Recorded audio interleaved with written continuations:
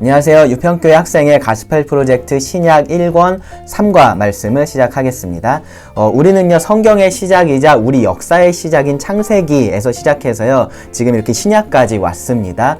처음 인간이 죄를 범했었던 그 에덴 동산에서 하나님은 그 죄의 세력을 완전히 괴멸시킬 구원자를 보내주실 것을 약속을 하셨습니다.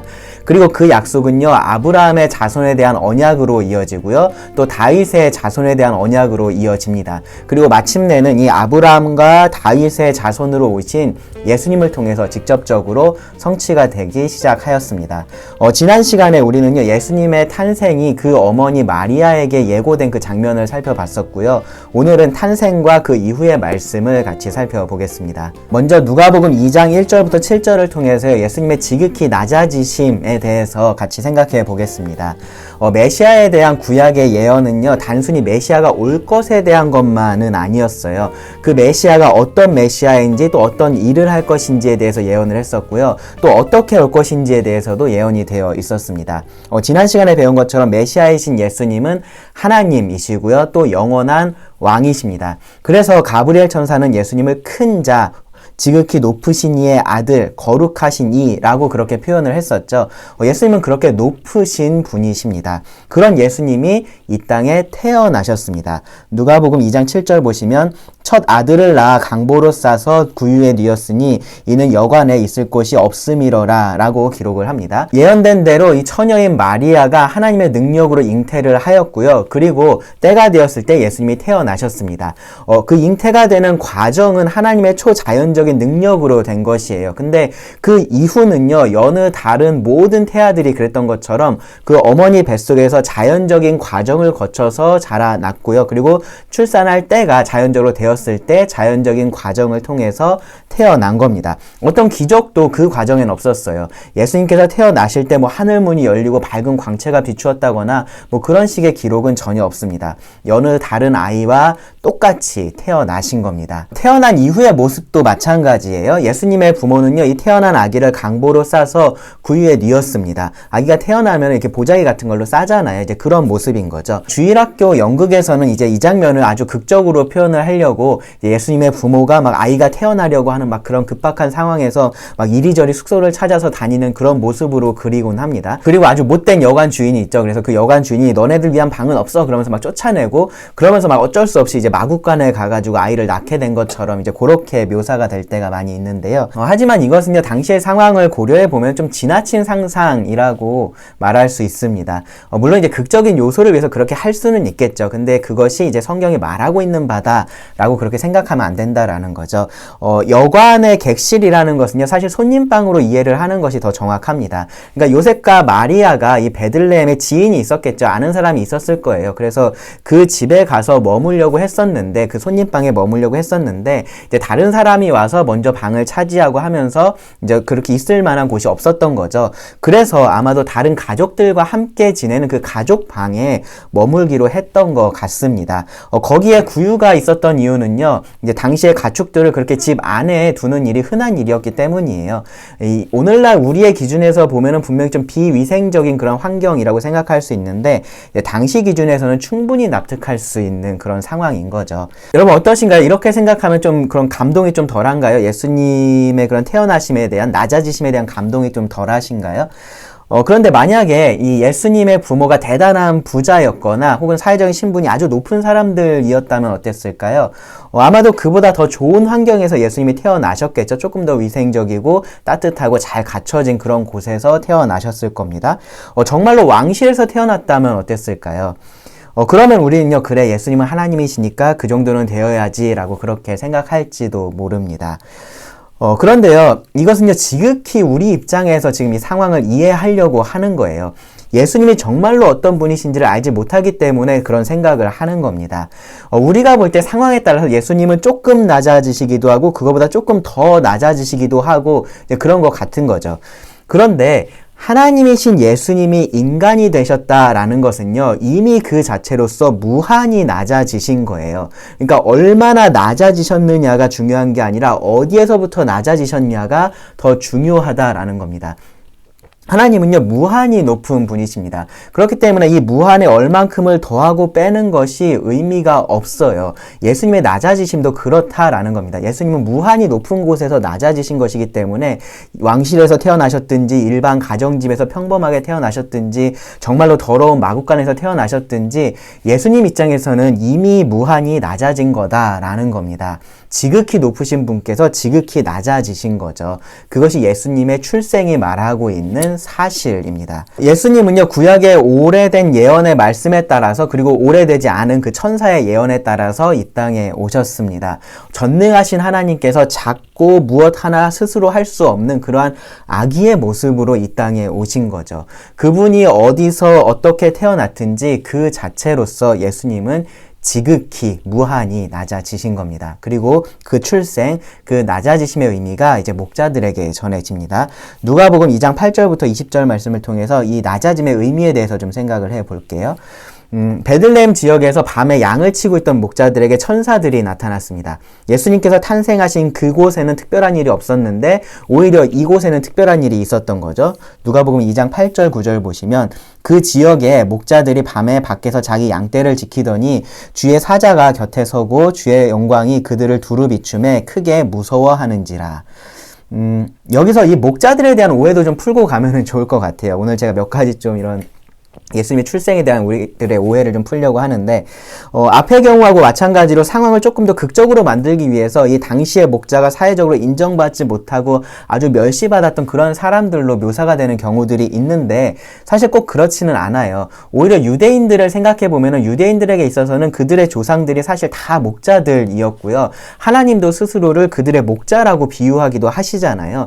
그렇기 때문에 이 목자라는 직업 자체를 아주 천하게 여기고 멸시하고 그럴 만한 이유는 최소한 유대인들에게는 없었습니다. 그저 이 목자들은 평범한 사람들이었던 거예요. 물론 경제적으로 보면 하층민이었을 수 있겠죠. 근데 무리하게 이 사람들을 그렇게 낮출 필요는 없습니다. 평범한 사람들이 그냥 일상적인 일을 하고 있었던 겁니다. 목자가 양을 치고 있었던 거는요. 바로 그때 놀라운 일이 일어난 거죠. 천사는요, 먼저 이 무서워하는 목자들에게 무서워하지 말라라고 그렇게 안심을 시킵니다. 아마 우리도 이런 일을 겪으면요, 뭔가 나에게 좀 좋지 않은 일이 있을 거야 라는 생각을 하기가 더 쉽겠죠. 마치 갑자기 선생님이 나를 보자라고 하면은 내가 뭐 잘했나 뭐 그런 거보다는 내가 뭐 잘못했나 라는 생각을 하는 것하고 좀 비슷하죠. 예전 같으면 왕이 나한테 어떤 사람을 보낸 것하고 비슷한 그런 상황입니다. 중요한 일인 것은 분명한데 그것이 좋은 일인지 나쁜 일인지 잘 모르겠는 거죠. 그래서 좀 불안하고 두려운 그런 상황입니다. 그럴 때 나쁜 생각이 먼저 들 수 있어요. 그러니까 천사가 먼저는 목자들에게 무서워하지 말라라고 그렇게 말을 하면서요, 그가 가져온 그 소식이 좋은 소식이다라고 말을 해줍니다. 그 목자들에게만 좋은 소식이 아니라요, 더 나아가서는 온 백성이 모든 사람들이 기뻐할 만한 그러한 좋은 소식을 전해주겠다라고 그렇게 선포하면서 말을 합니다. 11절 12절을 보시면요, 오늘 다윗의 동네에 너희를 위하여 구주가 나셨으니 곧 그리스도 주시니라. 너희가 가서 강보에 쌓여 구유에 뉘어있는 아기를 보리니 이것이 너희에게 표적이니라 하더니. 다윗의 동네, 즉 베들레헴과 관련된 오래된 예언이 지금 성취가 된 겁니다. 항상 미래의 일로 예언만 되었었죠. 이런 메시아가 올 거야, 다윗의 자손이 올 거야, 그가 오면 이런 일들을 할 거야. 그러한 메시아, 즉 그리스도의 탄생이 드디어 오늘이라고 말할 수 있는 날이 된 겁니다. 그런데 이것이 왜 좋은 소식일까요? 천사는요, 그리스도를 구주와 주라고 표현을 했습니다. 이 두 표현은요, 예수님이 어떤 분이신지 그리고 어떤 일을 하셨는지를 잘 드러내는 아주 중요한 표현이에요. 구주라는 것은 구원자를 의미합니다. 이 구원자와 주 모두 주로 구약에서는 하나님께 사용이 되었었던 그러한 표현입니다. 어떠한 상황에서든지 진정한 구원을 베푸시는 분이 하나님이시고요. 또 그분이 모든 것의 주인이시기 때문에 하나님이 구주이고 주이십니다. 예수님은요, 하나님으로서 이미 구원자이시고요, 또 주인이신 분이세요. 그런데 예수님은 또 다른 의미에서 구원자가 될 거고 또 주인이 될 거다라는 것도 우리가 성경을 보면 알 수 있습니다. 예수님 당시의 유대인들은요, 자신들의 정치적인 그리고 사회적인 군사적인 구원자를 기다리고 있었습니다. 하지만 하나님이 보내신 구원자 예수님은 그것보다 훨씬 더 큰 구원자였습니다. 온 인류를 죄에서 구원할 영적인 그러한 구원자이셨기 때문입니다. 아무것도 모르면서 그러면서 멸망을 향해서 가던 자들을 구원할 그러한 구원자였습니다. 죄에서 종노릇하던 자들을 해방시킬 그러한 구원자였습니다. 하나님의 원수된 자들을 자녀들로 회복시킬 그러한 구원자였습니다. 그것이 예수님께서 인간으로 오셨던 목적이었어요. 누가복음 19장 10절에서 예수님께서 말씀하십니다. 인자가 온 것은 잃어버린 자를 찾아 구원하려 함이라. 히브리서 2장 14절 15절은 또 이렇게 말씀을 합니다. 자녀들은 혈과 육에 속하였음에 그도 또한 예수님 또한 같은 모양으로 혈과 육을 함께 지니심은 예수님이 이 땅에 인간의 몸으로 오신 이유를 지금 말을 하고 있는 거예요. 그 목적을 말하는 겁니다. 죽음을 통하여 죽음의 세력을 잡은 자 곧 마귀를 멸하시며 또 죽기를 무서워함으로 한평생 매어 종노릇하는 모든 자들을 놓아주려 하심이니. 그런데 이것이 끝이 아니에요. 예수님은요, 그 구원하시는 일을 통해서 결국은 모든 것의 주인이 되십니다. 로마서 14장 9절을 보시면은 이를 위하여 그리스도께서 죽었다가 다시 살아나셨으니 곧 죽은 자와 산 자의 주가 되려 하심이라. 빌립보서에서 바울은요, 이 모든 구속사의 결국을 이렇게 정리했습니다. 사람의 모양으로 나타나사 자기를 낮추시고 죽기까지 복종하셨으니 곧 십자가의 죽으심이라. 예수님의 낮아지심에 대해서 얘기를 하는 거죠. 이러므로 하나님이 그를 지극히 높여 모든 이름 위에 뛰어난 이름을 주사 하늘에 있는 자들과 땅에 있는 자들과 땅 아래에 있는 자들로 모든 무릎을 예수의 이름에 꿇게 하시고 모든 입으로 예수 그리스도를 주라 시인하여 하나님 아버지께 영광을 돌리게 하셨느니라. 즉 하나님이신 예수님께서 무한히 자기를 낮추셔서 사람이 되신 것은 사람들을 구원하시고 또 모든 사람들의 주가 되셔서 궁극적으로 하나님께 영광을 돌리게 하기 위함이었다라는 겁니다. 처음 하나님께서 세상을 창조하실 때 의도하셨던 그 모습으로 회복이 되는 거죠. 그래서 천사는요, 예수님이 너희를 위하여 나셨다라고 말을 해요. 예수님의 낮아지심이 온 백성에게 미칠 큰 기쁨의 좋은 소식이라고 말을 합니다. 그리고 14절에서는요, 지극히 높은 곳에서는 하나님께 영광이요 땅에서는 하나님이 기뻐하신 사람들 중에 평화로다 라고 말합니다. 하나님과 화평하게 되고 하나님께 영광이 되는 이 놀라운 일이 마리아가 낳은 그 아기를 통해서 시작이 되는 겁니다. 천사가 전한 소식, 즉 오늘 다윗의 동네에 너희를 위하여 구주가 나셨으니 곧 그리스도 주시니라 라는 말이 기쁜 소식인 이유가 바로 여기에 있습니다. 목자들을 비롯한 모든 사람들은요, 기본적으로 하나님과 화평하지 못한 상태였어요. 죄로 인해 하나님과 원수가 된 그러한 상태입니다. 다르게 말하면 하나님과 전쟁 중에 있었던 그러한 상태였다라는 거죠. 그런데 구원자이며 주이신 예수님을 통해서 하나님과 화평하게 될 수가 있게 된 겁니다. 예수님이 아기로 태어나셨기 때문에, 그렇게 무한히 낮아지셨기 때문에 가능한 일입니다. 이 놀라운 소식이 평범한 목자들에게 선포가 됐습니다. 그리고 목자들은요, 그 천사의 말대로 베들레헴으로 빨리 가서요, 이 구유에 누워있는 아기를 찾았고요. 그 자리에 있는 사람들에게 천사들이 그들에게 전해준 그 소식을 다 전해주었습니다. 그리고 그들은 이 큰 기쁨의 소식을 들은 자로서 합당하게 하나님께 영광을 돌리고 찬송하면서 돌아갔습니다. 마지막으로 우리가 예수님과 탄생과 관련해서 살펴볼 본문은요, 마태복음 2장 1절부터 12절인데요. 여기서 우리는 이 낮아진 왕을 우리가 찬양해야 할 것에 대해서 배울 수 있습니다. 동방 박사들이 이제 예수님을 찾아온 그런 장면이에요. 여기서 우리는요, 예수님에게 합당하게 우리가 어떻게 반응해야 할지를 더 분명하게 볼 수가 있습니다. 이 동방 박사들을 통해서요. 동방 박사의 이야기가 참 익숙한데요. 근데 여기도 좀 오해와 잘못된 상상들이 있습니다. 사실 많이 있는데요. 일단은 박사라고 하니까 뭔가 좀 지식적으로 똑똑한 사람들, 이제 그런 생각만 드는데, 이 사람들은요, 우리가 좀 그렇게 제한적으로 이해를 하면은 안 돼요. 여러분, 다니엘을 생각하시면 됩니다. 다니엘 굉장히 지혜로운 사람이었잖아요. 근데 그랬기 때문에 왕의 상담가 같은 그러한 역할을 했었고요. 그러면서 높은 관직에 올랐던 그러한 사람입니다. 이들도요, 그런 사람들이었을 겁니다. 2장 3절을 보시면은 헤롯 왕과 온 예루살렘이 듣고 소동한지라 라고 말을 해요. 이 사람들이 했던 말 때문에 그런 건데요. 이 사람들이 그냥 아무나였으면, 단순히 머리만 좋은 그런 사람들이었으면 이런 반응이 나타나지 않았겠죠. 그렇죠? 근데 이들은요, 중요한 사람들이었기 때문에 그들의 말도 신뢰할 만한 그러한 상황이었던 겁니다. 동방박사 세 사람이라는 표현도 우리에겐 익숙한데요. 이 성경에서 그 근거는 찾아볼 수 없어요. 이 사람들이 세 사람이었다라는 것은 찾아볼 수가 없습니다. 이제 그들이 가져온 예물이 세 종류였죠. 그렇죠? 이제 그들은 최소한 2명 이상이었을 거고요. 앞서 얘기했던 이들의 신분을 고려를 해보면 이들과 함께했던 사람들은 훨씬 더 많이 있었을 겁니다. 어쩌면요 군대를 대동하고 왔을지도 몰라요. 그리고 만약에 그랬다면 이 헤롯과 예루살렘의 소동이 우리가 더 이해가 되죠. 그리고 또 하나 이 동방의 박사들은요 목자들처럼 예수님이 태어나신 그때에 예수님을 찾아왔었던 것은 아니에요. 상황을 보면 한 2년 정도는 시간이 흘렀다라고 우리가 생각할 수 있습니다. 그러니까 이 목자들하고 동방 박사들이 함께 모여가지고 예수님을 예배하고 그런 장면은 없었겠죠. 여튼 여기서 중요한 거 그리고 놀라운 것은 뭐냐면요 이들이 별을 보고 유대인의 왕으로 나신 이를 경배하러 왔다라는 거예요. 이들은요 구약의 내용을 다 알지는 못했을 겁니다. 구약의 모든 약속들을 알지는 못했을 거예요. 근데 어느 정도는 알고 있었던 것 같습니다. 아마도 다니엘의 영향이 이들에게 있었을 거예요. 이들이 동방에서 왔다라고 하니까요. 이들은요 유대인의 왕의 탄생에 관심이 있었고요. 어떤 경로와 어떤 방법을 통해서든지 그 사실을 알게 됐고 이렇게 왕을 경배하러 왔다라는 겁니다. 당연히 이들은요 왕실을 찾아갔어요. 근데 그곳에서는요 왕을 찾지를 못했습니다.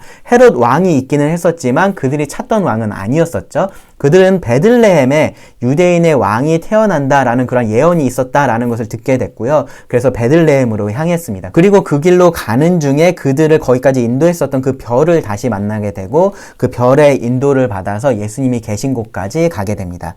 그리고 그들은요 그들이 원했던 예수님을 그곳에서 만나고 예수님을 경배합니다. 2장 11절에 보시면 집에 들어가 아기와 그의 어머니 마리아가 함께 있는 것을 보고 엎드려 아기께 경배하고 보배합을 열어 황금과 유향과 몰약을 예물로 드리니라.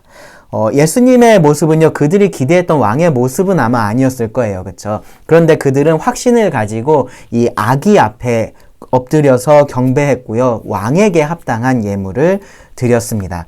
예수님의 낮아지심이라는 것은요 왕의 몰락은 아니었던 거예요. 자기 백성을 구원하기 위해서 스스로 낮추신 것이었고 그분은 자기 백성을 구원하심으로 진정한 왕의 자리에 앉으시게 될 겁니다. 자신들의 왕을 기다리고 있었던 유대인들은 이 예수님을 알아보지 못했지만 오히려 굉장히 제한된 지식을 가지고 있었지만 왕을 기다리고 있었던 이 동방의 박사들은 처음부터 왕을 알아보고 이렇게 경배하는 특권을 누릴 수가 있었던 겁니다. 말씀을 정리하겠습니다. 예수님의 낮아지심은요 어디까지 낮아지셨느냐에 관계없이 어디에서부터 낮아지셨느냐가 훨씬 더 중요합니다. 무한한 하나님이신 예수님의 낮아지심은 무한한 낮아지심입니다. 예수님이 그렇게 낮아지셨던 이유는요 우리의 구주와 주가 되기 위함이었습니다. 우리를 구원하시고 하나님을 예배할 수 있게 하시려고 경배할 수 있게 하시려고 그렇게 낮아지셨습니다. 따라서 이 땅에 오신 예수님에 대한 합당한 우리의 반응은 무엇이 되어야 할까요? 바로 예배, 하나님을 경배하는 것이 되어야 됩니다. 이 땅에 오신 예수님에 대한 사람들의 반응은 다 달랐습니다. 목자와 같이 평범한 사람들에게 하나님은 메시아의 탄생을 알려주셨고요. 그것을 안 목자들은요 빠르게 예수님을 찾아가서 경배했습니다. 동방의 박사들에게도 하나님은 특별한 방법을 통해서 메시아의 탄생을 알려주셨습니다. 그들도 예수님을 찾아와서 경배했습니다. 또 우리가 다 다루지는 않았지만요 누가복음을 보시면은 시므온과 안나라는 사람도 나와요. 이 사람들도 예수님이 메시아, 하나님께서 약속한 그 메시아다라는 것을 알아보고요 하나님을 예배하는 모습이 기록되어 있습니다. 이것에 반해서 대부분의 유대인들은 예수님을 알아보지 못했어요.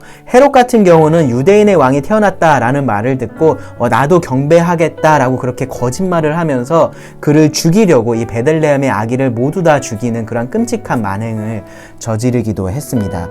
이 땅에 오신 예수님께 합당한 반응은 있었지만 모두가 다 그렇게 합당하게 반응을 했었던 것은 아닌 겁니다. 예수님에게 이렇게 합당하게 반응하는 데 있어서요 지식의 많고 적음이 중요하지 않았다라는 것을 우리가 볼 수 있습니다. 사회적인 신분도 마찬가지고요 나이도 중요하지 않습니다.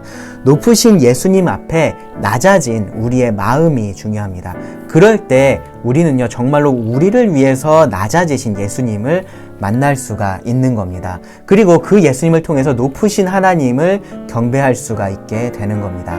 천사가 목자들에게 전해준 큰 기쁨의 좋은 소식 여러분 꼭 기억하시기 바랍니다. 오늘 다윗의 동네에 너희를 위하여 구주가 나셨으니 곧 그리스도 주시니라. 오래전 이 땅에 오신 예수님이 나하고 별로 관계가 없는 것처럼 여러분 느껴지실 수 있어요. 그런데 그렇지 않다라는 겁니다. 예수님은요, 우리를 위해서 오셨습니다. 나를 위해서 오셨습니다. 나를 구원하셔서 하나님께 영광 돌릴 수 있게 하시려고 오셨습니다. 목자들이 그리고 동방의 박사들이 그랬었던 것처럼 우리도 그 예수님께 진실된 마음으로 예배할 수 있기를 바랍니다. 그러면 기도하고 말씀을 줄이겠습니다. 하나님, 오늘은 예수님의 탄생에 대한 성경의 기록을 우리가 살펴봤습니다. 우리를 위해 낮아지신 예수님께 감사드립니다. 그렇게 하셔야만 했던 것이 아니라 우리를 사랑하셔서 구원하시고 우리 영혼의 가장 좋은 주인이 되어주셔서 감사합니다. 그런 예수님을 우리가 모두 믿고 따르며 경배할 수 있게 하여 주시기를 구합니다. 들은 모든 말씀을 주님께 의지하며 예수님의 이름으로 기도드립니다. 아멘.